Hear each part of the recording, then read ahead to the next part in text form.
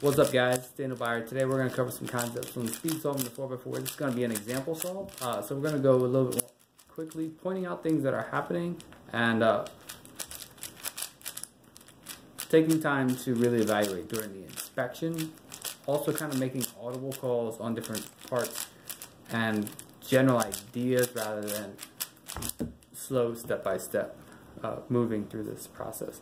So the first thing is that I see that I have both a half bar of white and yellow, so I can pick one or the other, see which edge pairing is actually easier. I'm probably going to go with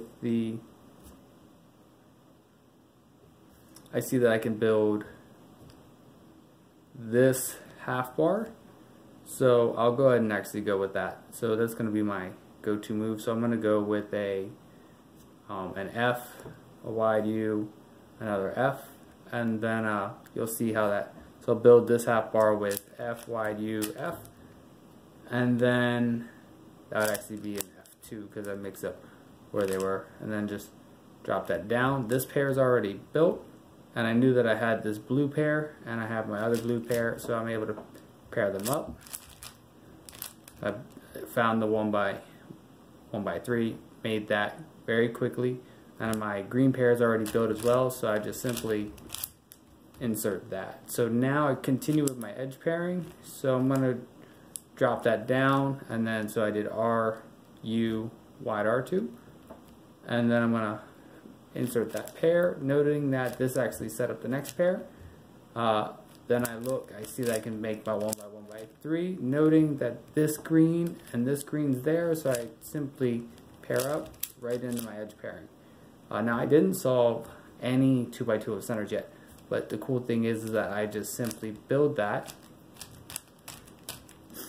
on the U layer, and rather than slicing back and forth with wide U moves for edge pairing, we're gonna limit our moves to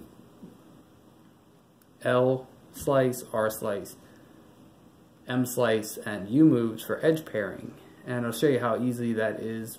But I only do one triple U slice because then I do quick trigger to drop both half bars into that right block and then slice back. That's the only time I have to do slices like this for the rest of the solve.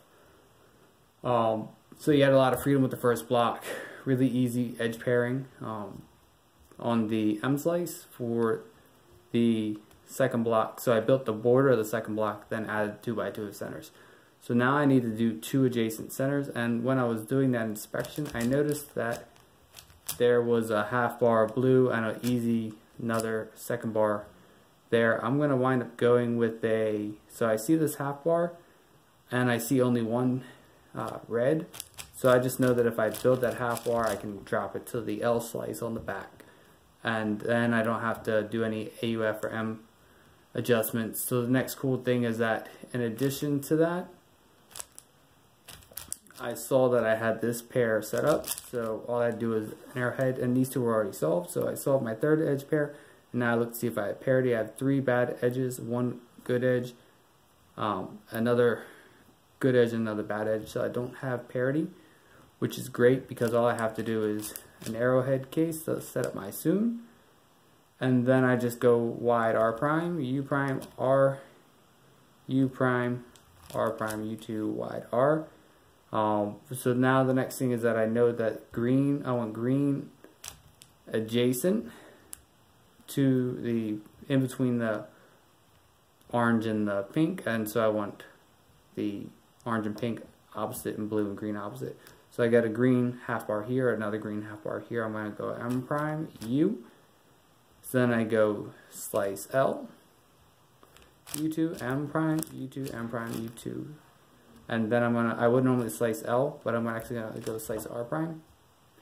And then I look, that finishes up my edge pairing, and my last 2 centers, 4A, 4B, 4C extended. So now I have an interesting case. So U2, M2, U2 won't solve this, because I have to invert that with swapping opposite centers, wide U2, M2, wide U2, cube solve.